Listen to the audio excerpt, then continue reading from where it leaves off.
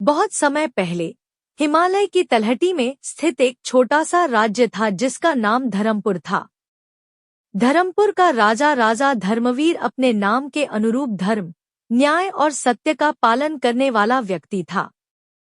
उसकी रानी सुमित्रा थी, जो सौंदर्य और बुद्धि की देवी मानी जाती थी। राजा धर्मवीर और रानी सुमित्रा ने मिलकर राज्य को समृद्ध और खुशहाल बनाया। उनके शासन में कोई भूखा नहीं सोता था, हर व्यक्ति का सम्मान किया जाता था और राज्य में हमेशा शांति बनी रहती थी। एक दिन धर्मपुर में एक व्यापारी 1000 घोड़े बेचने के लिए लाया। घोड़े ऐसे थे जो कि सैनिकों की युद्ध भूमि में मदद कर सके। राजा ने अच्छे दाम देकर घोड़े खरीद लिए और व्यापारी को मेहमान खाने में आराम करने को कहा। सैनिक घोड़ों के साथ युद्ध का अभ्यास करने लगे। इसकी सूचना एक गुप्तचर ने राजा दुर्जन सिंह को दे दी। दुर्जन सिंह स्वभाव से दुष्ट और राक्षस प्रवृत्ति का था। उसके राज्य में प्रजा सुखी नहीं थी और न ही वह ठीक से न्याय करता था, परंतु वह अपने सैनिकों को हमेशा खुश रखता था। राजा दुर्जन सिंह सैनिकों के बल पर अपने राज्य का विस्तार करके ख्याति प्राप्त करना चाहता था। गुप्तचर से राजा धर्मवीर सिंह द्वारा घोड़े खरीदे जाने की बात सुनकर उसके मन में कपट की भावना पैदा हो गई। राजा धर्मवीर की पत्नी रानी सुमित्रा अपने पति की लंबी उम्र और राज्य की खुशहाली के बारे में हमेशा सोचा करती थी। वह देवी माँ की उपासक भी थी और अनुपम सुंदरी तो थी ही। एक बार रानी अपने राज्य में बहुत बड़ा यज्ञ कराती है, जिससे खुश होकर देवी माँ ने उसको एक जादुई तलवार दी और कहा, इस तलवार को तुम्हारे अलावा कोई दूसरा नहीं देख सकता है। मुसीबत के समय में यह तुम्हारी रक्षा करेगी। धर्मपुर के सभी लोग खुशी खुशी और बहुत अच्छे से रह रहे थे। इसी बीच किसी की नजर धर्मपुर राज्य को लगी। उनकी खुशहाली से जलते हुए पड़ोसी राज्य के राजा दुर्जन सिंह ने धर्मपुर पर आक्रमण करने का निर्णय लिया। दुर्जन सिंह क्रूर और अत्याचारी था और वह धर्मपुर को बर्बाद करके रानी सुमित्रा को अपनी पटरानी बनाना चाहता था, ताकि उसकी सत्ता और शक्ति में वृद्धि हो सके। एक दिन दुर्जन सिंह ने धर्मपुर की सीमा पर अपने सैनिकों के साथ हमला कर दिया। धर्मवीर और सुमित्रा ने अपने सैनिकों को युद्ध के लिए तैयार किया और स्वयं युद्ध के मैदान में उतरे। धर्मवीर ने वीरता से लड़ाई लड़ी, लेकिन दुर्जन सिंह की सेना बहुत बड़ी थी।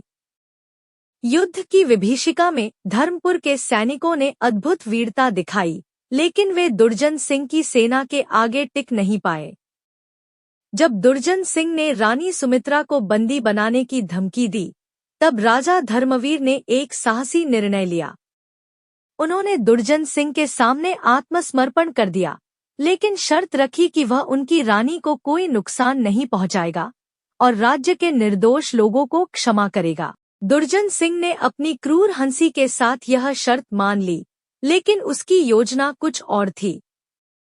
रानी सुमित्रा ने देखा कि राजा धर्मवीर ने राज्य और अपने लोगों के लिए अपने प्राणों की आहुति देने का फैसला कर लिया है।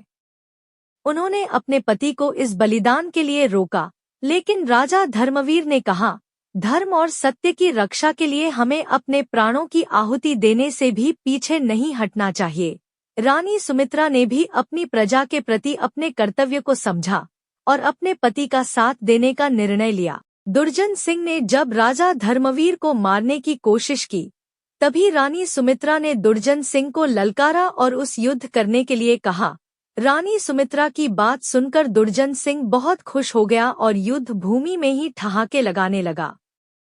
दुर्जन सिंह अपना घोड़ा आगे बढ़ाकर रानी सुमित्रा के पास आया और बोला कि तुम्हें तो मैं अपनी पटरानी बनाऊंगा, इसलिए मेरी बात मानकर मेरे साथ चलो, मैं तुम्हें मारना नहीं चाहता। दुर्जन सिंह की बात सुनकर रानी को क्रोध आ गया और वह उसे ललकार कर बोली, दुर्जन सिंह, अगर तुझ में हिम्मत है तो मुझसे युद्ध कर, अपनी जान प्यारी है तो अपनी सेना को लेकर यहाँ से चला जा, अन्यथा आज तू मेरे हाथों मारा ही जाएगा।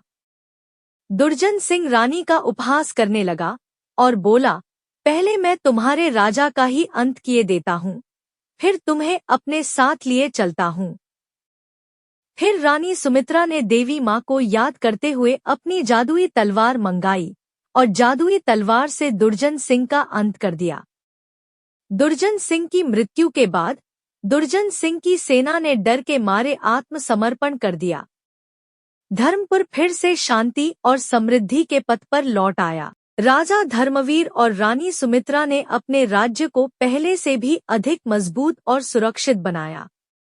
उनका बलिदान और साहस पूरे संसार में प्रसिद्ध हुआ। इस तरह धर्मवीर और सुमित्रा की कहानी आज भी लोगों के दिलों में जीवित है। उन्होंने सिखाया कि धर्म और सत्य की रक्षा के लिए कोई भी बलिदान बड़ा नहीं होता। दोस्तों, अगर आपको यह कहानी अच्छी लगी हो तो प्लीज वीडियो को लाइक करके हमारे चैनल को सब्सक्राइब कर लीजिए, ताकि हम आपके लिए अच्छी अच्छी कहानी लेकर आते रहें। Please like, share or subscribe my channel.